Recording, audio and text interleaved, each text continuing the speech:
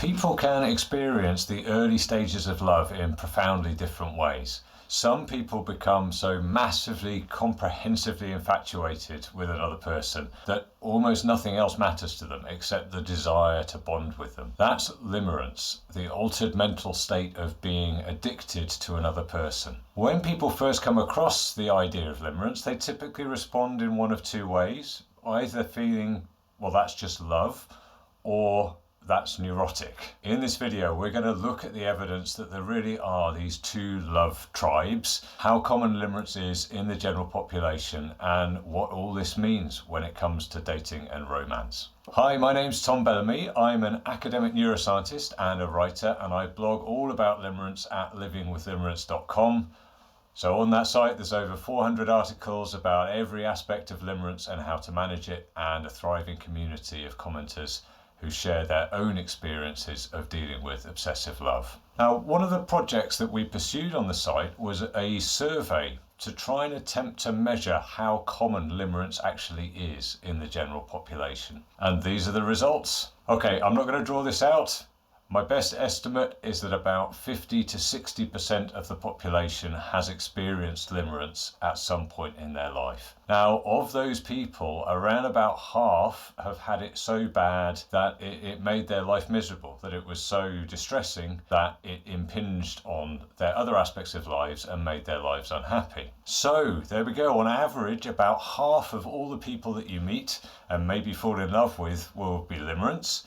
But that means, of course, that half will be non-limerence and will have never experienced that mental state of profound infatuation and addiction to another person. That has implications, but before we go through those implications, it's worth breaking down the numbers in the survey in a bit more detail. Okay, so how did I come up with this estimate that about 50 to 60% of the population experienced limerence? Well, over on the site, we ran a kind of a community discussion to try and figure out the most concise way of summarizing limerence. So I created a whole video that describes the phenomenon of limerence.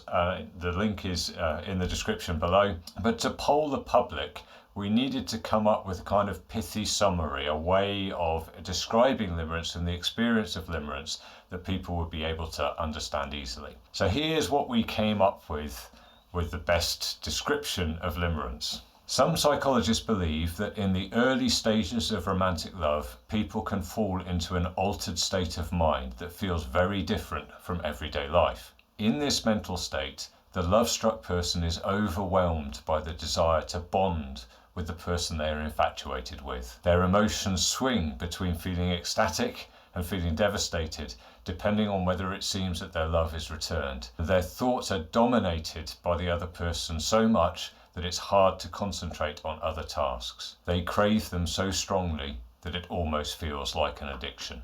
So I'm still not going to win any awards for simplicity, but at least that's a good working definition of limerence. Now, we used that and sent out a questionnaire to 1,500 US and UK adults and asked them directly, read this description, have you ever experienced that phenomenon? So the result came back, 64% of those 1,500 people said yes. But I think this is an overestimate, and to explain why, I'll break down the data in a bit more detail. Okay, so to run the survey, I used a firm called Pollfish, and they are specialists in online surveys. They use rewards or inducements to try and encourage people to take part in the survey. So the important thing here is people weren't just being paid to take the survey. They would get the survey popping up whilst they were browsing on other websites with some sort of inducement to encourage them to take part. So I don't know, a discount code or a voucher or something like that. So Pollfish sent the question out, and there were 5 questions in total in the survey. And so in a relatively unbiased way.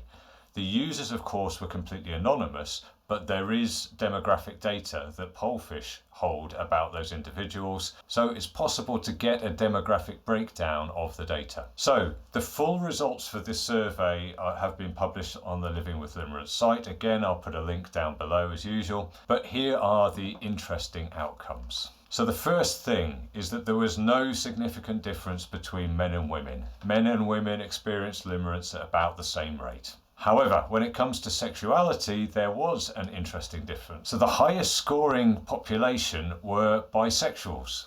So 71% of the bisexuals polled had experienced limerence. That compares to 66% for heterosexuals and 61% for homosexuals.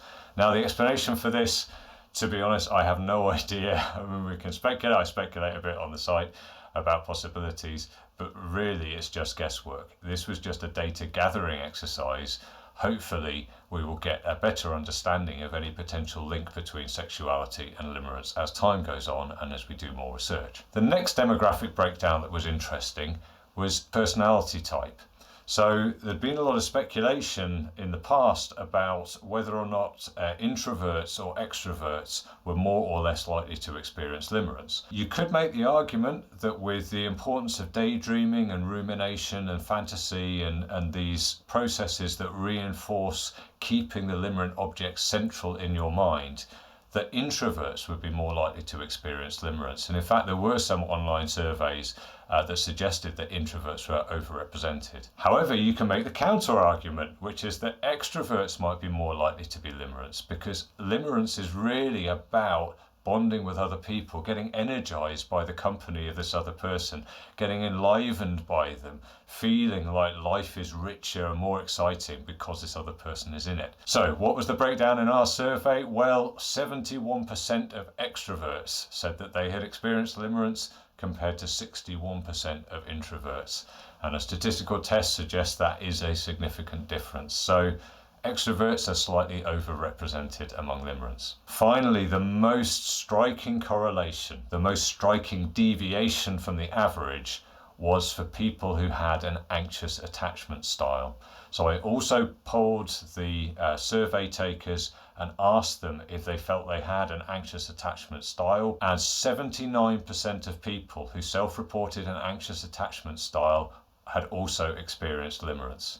In contrast, for the people that didn't feel they had an anxious attachment style, again self-reported, 55% of them had experienced limerence. So it does suggest that there is a strong correlation between limerence and anxious attachment, but fully 55% of people who don't have anxious attachment styles have still experienced limerence. So I think those are all interesting correlations, and I think there's a lot to be learned from that data set. But how did I get from that to a final number of 50 to 60%? Well, it all comes down to problems with the survey. Any survey that you attempt, any attempt to try and get information from the general population in an unbiased way is bound to have flaws. There will always be sources of bias that you don't expect, ways that the data might be weighted that mean you don't get a fully representative sample.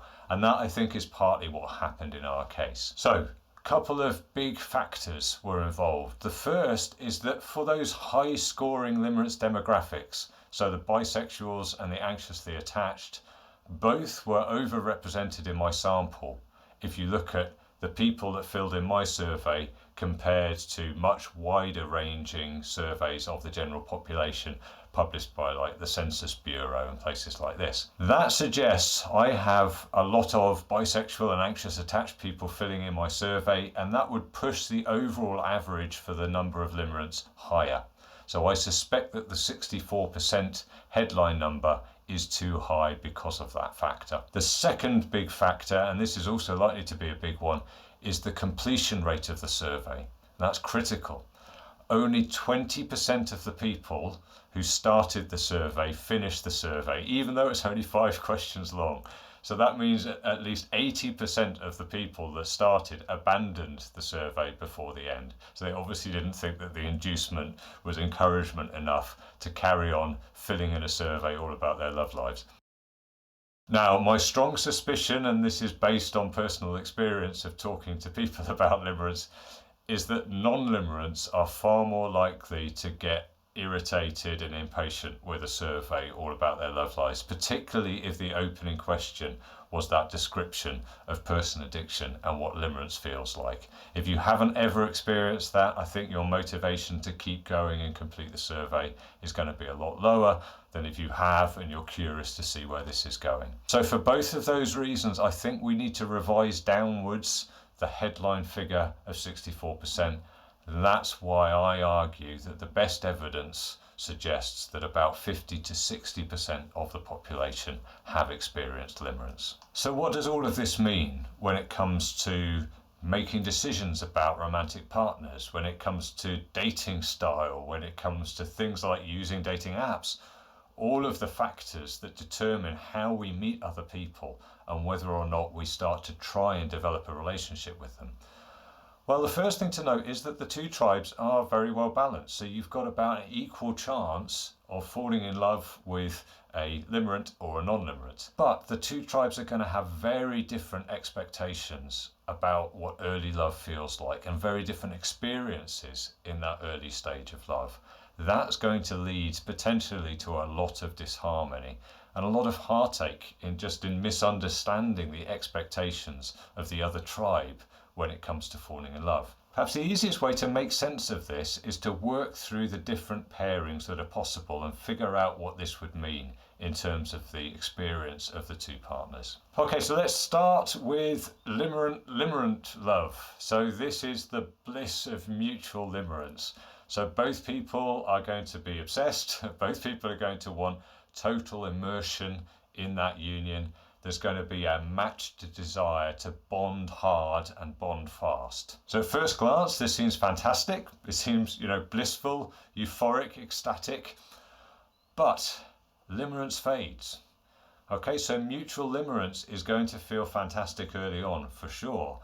But over time, as the uncertainty fades away and the relationship deepens, the limerence will inevitably fade. Unfortunately, it's rare that the limerence fades for both people at exactly the same pace.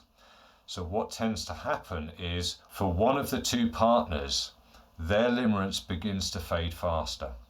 That leaves the other in a bit of a panic because they can see this person that they've bonded to, that they formed a limerent bond with, is now starting to cool off, and that's likely to cause panic if they're still in the fixation phase of limerence or the euphoria phase of limerence when everything feels so fantastic. So there is always likely to be a rocky point in any limerent relationship where for one of the two partners the limerence is fading and that sets the other partner into a panic. It can also mean that the partner whose limerence is fading starts to feel as though they've fallen out of love.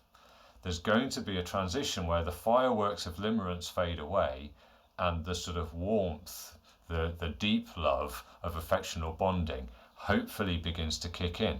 But limerence can often misunderstand the fading of limerence as being a sign that they're falling out of love with their partner.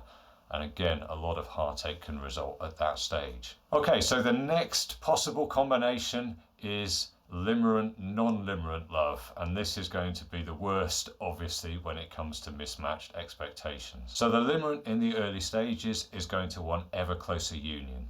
The non-limerent wants a bit more sanity and a bit more balance in the relationship. So the limerence instinct is going to be to seek ever closer union, but when the non-limerent partner begins to withdraw because they feel maybe this person's becoming too needy and maybe this person's becoming a bit too intense and they want a little bit of space, that will send the limerent into a panic. And their natural instinct will be, again, to seek assurance and to seek more closeness and to try and get a limerent response from their non-limerent partner. And that will never happen.